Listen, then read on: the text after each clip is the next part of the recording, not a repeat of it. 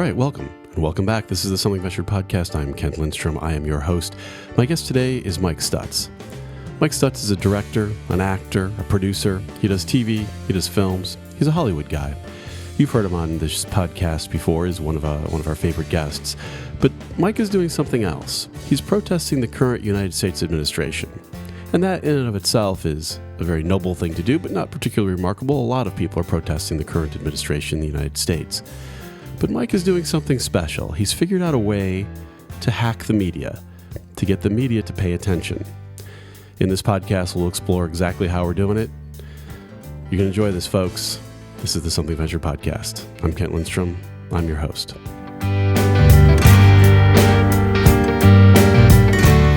right, welcome back. This is the Something Ventured podcast. I'm Kent Lindstrom. I'm your host. My guest, back again, fan favorite. It's true, Mike Stutz. Yeah, but I'm not the leader. I understand this. I've come to learn listening to your other podcasts. I thought I was special, but I think this is maybe my fourth appearance, possibly. Yeah. But yeah, Abrams said that he's been on a bunch of times. Yeah, he's been on a bunch. But come on, you guys work together. Geographically. Am I the most appearances for an out-of-town guest? For sure. the most appearances for a Hollywood-centric guest. All right. There's a lot more people listening now than when you started. It's like a few thousand. Like, it's not millions, but it's like a few thousand. He's just trying to make me nervous. Yeah. People might listen? Oh boy. God. I just assumed this was going out to your sister. Yeah, and for those of you who are new, Mike Stutz is a writer, producer, director, actor, and most recently an activist, a political provocateur.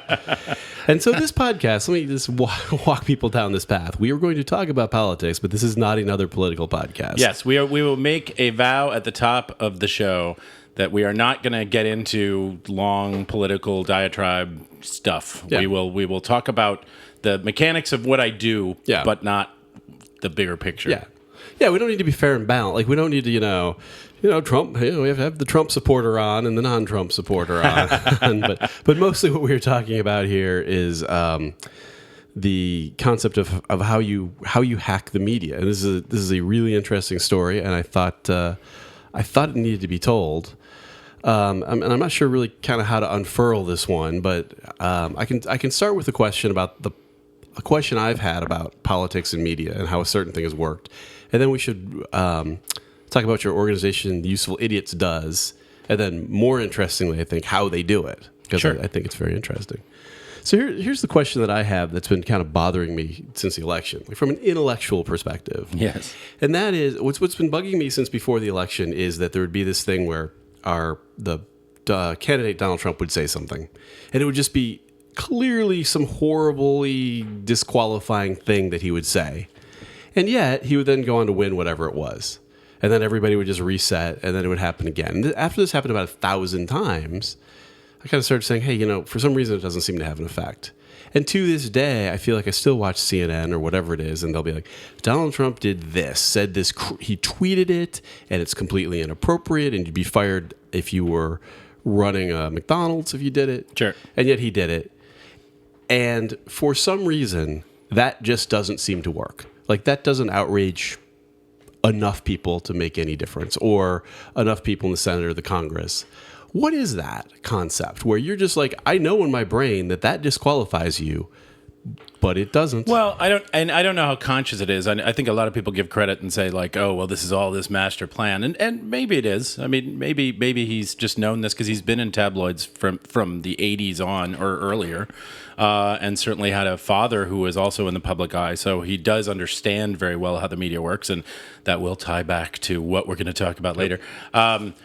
But I think he's smart that not to do it once or twice or three times, like do it 1,000 times. Because then if you start fighting back and you say, like, I can't believe he treats women this way, and I can't believe he treats immigrants this way, and I can't believe he's enriching himself, and I can't believe he said that about his daughter Ivanka, and you start to sound like a lunatic complaining about him, when in fact you're just naming all of the things he did. Right. But you start to sound like, oh, and that's the argument made against the progressive side or the resistance, is oh, you guys are just, you're going to complain no matter what he did. You're going to complain about it, and it really is on my side.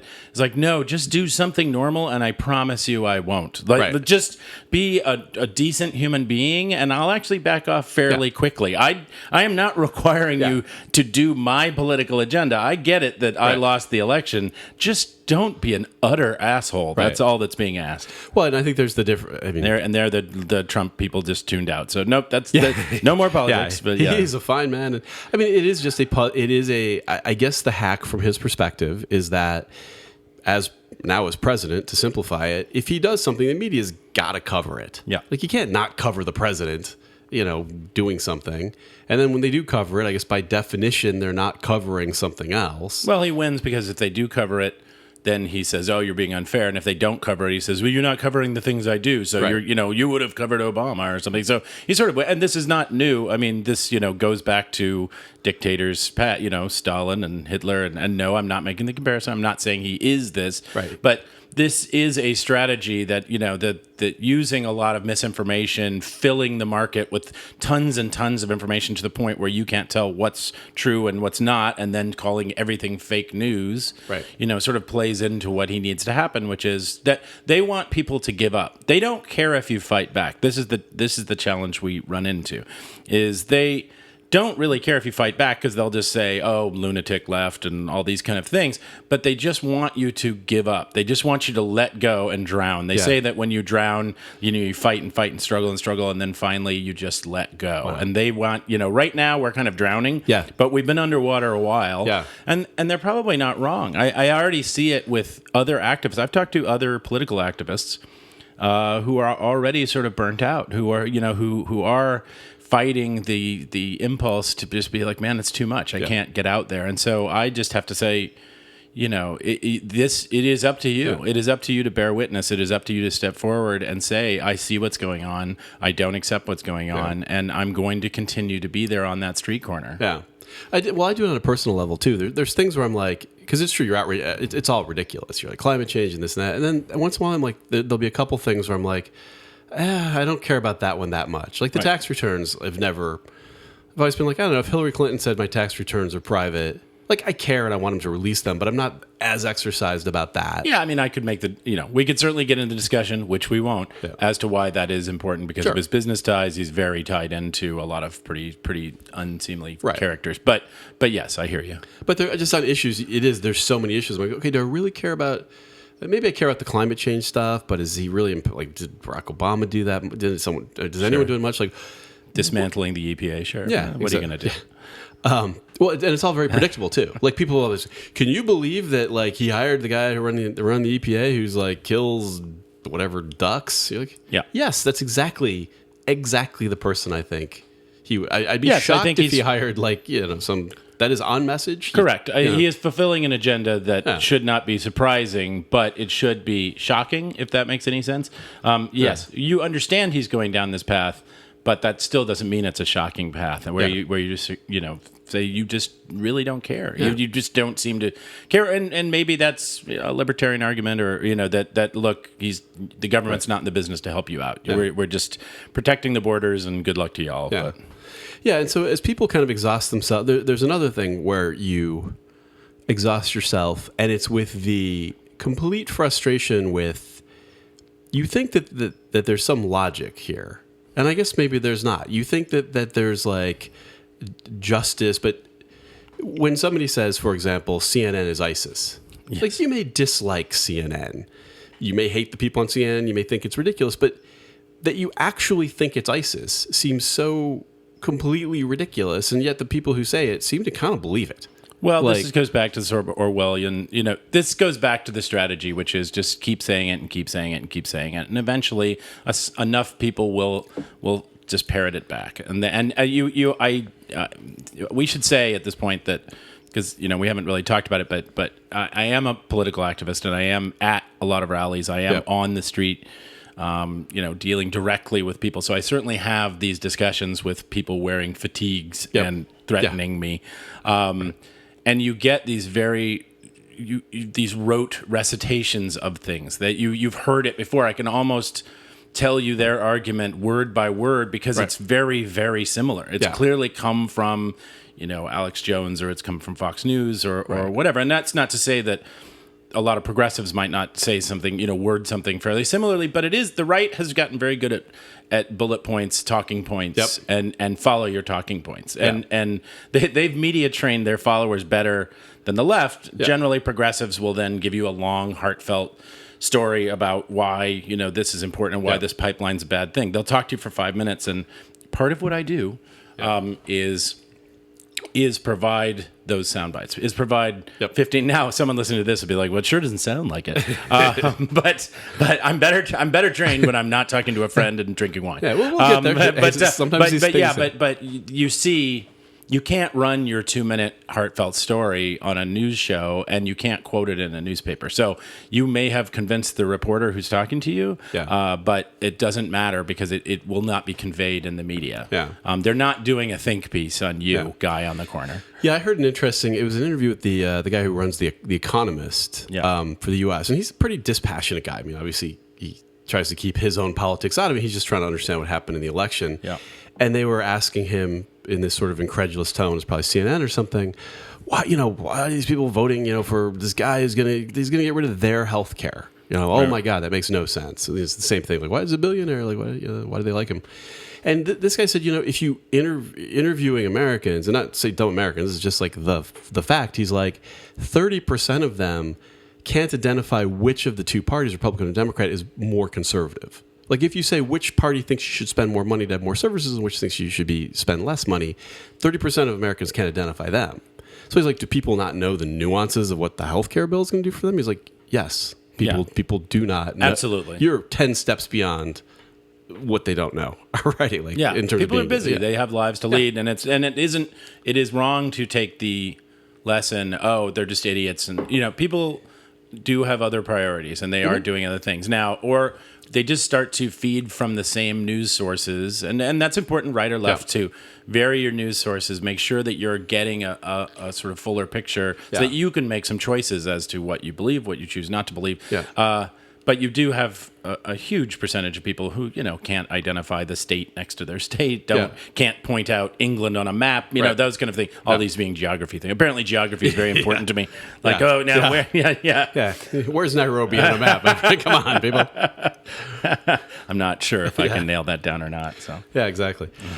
So there's a lot of things that seem to be not working, and so somewhere along the line, we should explain your background. Like, you produce movies and TV and. You go through phases of producing and acting. That is correct. Whatever strikes my fancy. I have come up, certainly I was an actor first and came up through the theater, but I did a lot of political theater from the beginning. I mean, I've been doing political theater performance art from the late 80s. So most of the 90s, I was doing political pieces and continued them in one way or another, oftentimes as writing projects. Once I started getting into television, came to Los Angeles, got into television, became a writer, director of various things, some scripted comedy, some reality, some documentary, those kind of things. But those things taught me a skill set, which was sort of combined. Because I came up, without getting too into minutia of, I came up studying Teatro Campesino and Bread and Puppet and other sort of groups that did political theater in different ways, very visually, very striking visuals. And Teatro Campesino really was started out trying to educate people about the strike, about the strike here in California in the 60s, and people who may not be able to read, people who may not really have a lot of background on what's going on. So they would do short pieces that were very easy to understand, but educate their audience, right? So that, combined with the fact that I did out here, I started doing a lot of man on the street interviews. I started doing a lot of comedy interviews with outlets that were, didn't have bad intentions, but wanted the funniest piece they could get, right? So we would go to an event. We would go to, you name it. We would go to large conventions, or we would go to, man on the street on Melrose or whatever. Right. And at these things, I would show up, and my job as the director was to pick out who to talk to and to then, feed questions. I had very, very funny interviewers. Andrew Daly was one of the primary people that I worked with for a long time, and he's incredibly sharp and very, very funny. So I didn't have to do a lot of work on that level. Andy did the work, but I worked with other correspondents who were less experienced. Right.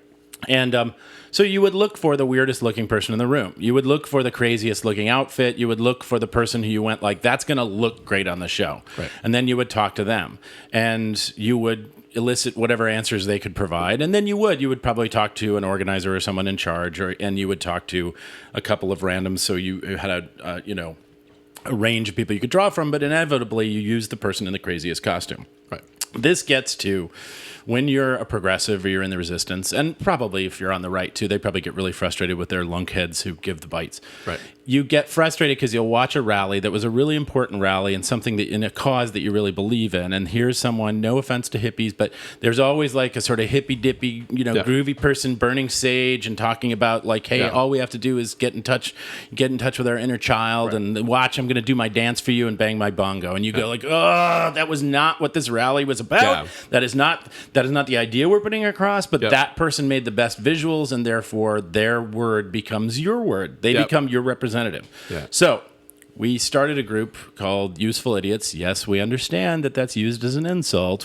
We're okay with that. See, you're two steps at everybody again. Yeah, Useful Idiots obviously being a term that started I believe it started in the Soviet Union, but it would be sort of people who were useful to the cause that didn't know it. They were advancing the cause. It was done slightly as a nod to Trump being a useful idiot for Russia. Mm-hmm. But also in the same way people will adopt snowflakes or anything else, it's like, fuck you, you can't call us that, we'll call ourselves that. Yeah. So Useful Idiots is a group of actors, writers, directors, but also other folks. We have a very excellent dentist in the group. Excellent. And we have people who are not involved in the arts at all. And I basically have been somewhat of the driving force on it, just because that's the way I do things. And we decided that, hey, we're going to create costumes, we're going to create looks, we're going to create props that are going to draw. We're going to be the flower for the bee. The bee is the media, right? So we're going to draw them to us at these events. But we're going to make sure that we have a message that fits the event. We, support the event. First, we don't just show up for publicity. Right. But we have a message that works, and that we can talk in a coherent fashion, and we can give soundbite sized answers that 15 to 30 seconds is going to make sense, and that you could cut up a 2-minute interview into a bunch of 15-second bites. Yep. You have to understand that how editing works and how they're going to run. Either they're going to run B-roll over it, or they're going to stay on your face. But if you screw it up, they can't stay on your face, right? So essentially, it became me working with folks, many of whom are already fairly media savvy, many of whom are television producers or directors, some of whom weren't. So I also sort of worked with people like how be prepared. When we go to an event, we will have a look that has one single theme to it that's understandable. So yesterday, well, I don't want to date us, but we went to the impeachment rally, which you were at. Yep. And we went as all historical figures, mostly presidents or first ladies from the past. I was Abraham Lincoln. We had George Washington, Thomas Jefferson, Teddy Roosevelt, Susan B. Anthony, Dolly Madison. Right. We're all in appropriate costumes. We had a coffin, a black coffin that we carried that said, the presidency. And it said 1789. The first president was inaugurated in 1789, George Washington, and to 2017. Right. So it was not a muddy message. You got it. Yeah. Like you have shamed every president who came before you. Right. We made sure, but I'll use this as an example for what I'm thinking about when I create a piece like that. Right. We made sure that we were very clear that it is not Donald Trump in the coffin. It is not a dead Donald Trump. Right. So we had the presidency and had those years on it. So we say you can't. So we assume one thing we say when we go out. The dumbest thing you say all day is what's going to end up on the news, and the worst image you create is going to be on Breitbart, right? So, don't be the guy like F Trump. Don't be that guy. Right. Like keep control as to what you're doing, and we don't think that anyway. I'm not going to a rally to yell F Trump. That's not really Yeah. So. I'm keeping my language cleaner for us here, but there are rallies like that if you want to go. Yes, absolutely, you can go. And I go to rallies, and there are people doing that, but that's not what we're there for. So we take that into account. Then people said, "Oh, should we drape a flag on the coffin?" And I thought that's great. It's a great image, but somehow, when we're trying to carry this coffin for 3 miles on a march, the flag's going to fall off at some point. It's going to hit the ground, and the moment it hits the ground is when a right winger takes a picture, and we look like assholes. So no flag. Instead, we built these sort of flowers with a red, white, and blue theme, so that you get the same thing, but you're thinking it through, right? So then the most important part of the whole thing for you kids out there who want to go to protests or maybe want to promote whatever your issue is. Well, go to an effective protest. Yes, exactly. That gets a million people to see what you're trying to say. Clear, funny signs that you're going to laugh at. We try and include some comedy, or if not, yesterday we didn't have as much comedy on our signs, but we still have clear signs that you can read quickly. You can read in a picture. You can read as B-roll, as part of a video, and that you grasp it, but it still is a little bit of a twist. It's hopefully entertaining to you or sparks you to think a little bit. So we make sure, and we hold the signs chest high, so that anyone who takes our picture, we're captioning ourselves. That you don't let them caption you by having no sign. Make sure that your sign is understandable, and even the first line on your sign would make sense by itself, so that even if it gets cut off, when you're in I'll say newspaper, but it's everything's on .com, right? When you're on there, you get to say what your message is. Somebody else doesn't get to force you to do that message. Now, that said, we do not go in with an agenda as to how someone's going to photograph us. And I want to be really clear, if there is a photographer listening out there or anybody else, we understand they're going to do their job. They're going to frame it the way they want to frame it, and I say, great. That's what I'm doing. We're providing a slate, for them to work with. We're providing a palette. Excuse me, not a slate. We're providing a palette for them and saying, here's some colors that we're hoping that you'll use. Here's some pieces of the puzzle that we hope that you're going to put together. But how you choose to shoot it is obviously up to you. How you choose to represent it on whatever your news site is up to you. But we make sure that we think through what are all the mistakes we could make, so that we aren't giving you a palette where we can look like jerks or we can really misrepresent our cause. Right. We're going to make it as hard as possible for you to manipulate what we're doing. I'm sure you can still do it. You can manipulate anything, right? But we're going to provide this to you. And then an example I would use with another rally that I went to, a healthcare rally months ago, was I wore a red, white, and blue jacket, a Stars and Stripes jacket. And I covered my head and neck with Band-Aids. So I looked like the Invisible Man. I had nothing but Band-Aids on, right? And I had a sign, something about Make America Sick Again or something like that. But I didn't know how I'd be photographed. And then this really great photographer, I'm sorry her name is not coming into she was Reuters, but she took a beautiful picture from behind me, which caught the Stars and Stripes on my jacket and was kind of close up on the Band-Aids, which had curled a little bit because it was a hot day. So they looked almost like dreadlocks. And the way she sort of framed the angle of the picture, it's a beautiful, it's kind of gross in a way, they're Band-Aids, right? But it's a beautiful picture. And that picture went out everywhere. Mm-hmm. Every week when there's a discussion about healthcare, anytime healthcare comes up, I can Google the pictures that are out there, and my picture will be in there because obviously it's also a Reuters thing. You have to learn Reuters, Getty Images. They put stuff out, and then millions, hundreds or thousands of different outlets may use them as part of their piece, right? So I didn't go in there saying, no, you have to photograph me. I'm going to try and force you to look. She's the talented one. Right. Here you go. You tell me. Another example I would use, and sorry for talking so much, but another example I would use, and one of the most successful images that I created was, we went to the tax march, April 15th. And we showed up as a half a dozen Russians, all in full Russian garb, and I was General Bolshitsky. And I was speaking to the crowd. It was a big crowd, probably 10,000 people. And I got up on stage, and I had a sign that said, what tax returns Putin pays cash. And very easily, you can read it very easily, but you probably haven't heard that exact phrasing before, so it might stick in your head, right? And the general, I had shades on intentionally. I almost always wear shades with my stuff to make it a little more distant, a little more cartoony. I did not with Abe Lincoln. That would be stupid. but had this general, the shiny boots and the overdone uniform and the hat with the giant star and stuff. And I give the, General Blushitsky gets up and he gives his address. And, like, what? Yeah, so glad to be here at the Trump rally. Like, good for you. Yeah, Trump. Right? And I hassle the crowd and we have pictures of you. And so back and forth with the crowd and they boo me. It's like an old-timey, like, movie or something. Yeah. But when I walk off stage, I marched off stage with sort of a goose step, and I had the sign up on my chest, right? And there was a chicken, a big inflated chicken with Donald Trump hair on it, right? And sort of looked like a Trump chicken. Again, I should go back and like later we'll have to just credit all these photographers because they're so good. I can do that in the show notes. These news photographers are so good. Yeah. Like they just create images that are striking. Yep. So he got this shot of me with the sign kind of cocked looking sort of military, and I'm sort of looking up sort of haughtily, but he gets the chicken behind me and there's the sign that says, what tax returns Putin pays cash. That was on the cover of Washington Post. It was in The Guardian. It was in the Daily Mail.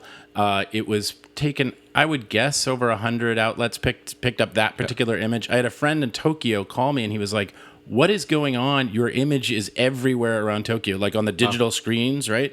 And the point being that, yes, I'm a very vain person, and God knows I like attention, but I tell people sometimes, if you could send a text to Donald Trump and you could put a picture in that text and you could give him a sentence, would you do it? And I say, yes, of course I would do that. Well, then come out to these rallies because that's what you get to do. When you're on the cover of the Washington Post with your sign and it's clearly legible, you are sending a text to Donald Trump. Yep. And you are sending a text to congressmen and senators, and you are saying, we are here. This is our message. We are not going away, right? So we will show up to a rally, think about what's hopefully going to not screw us too badly, make sure that the message is really clear, and then have a sense of humor about it.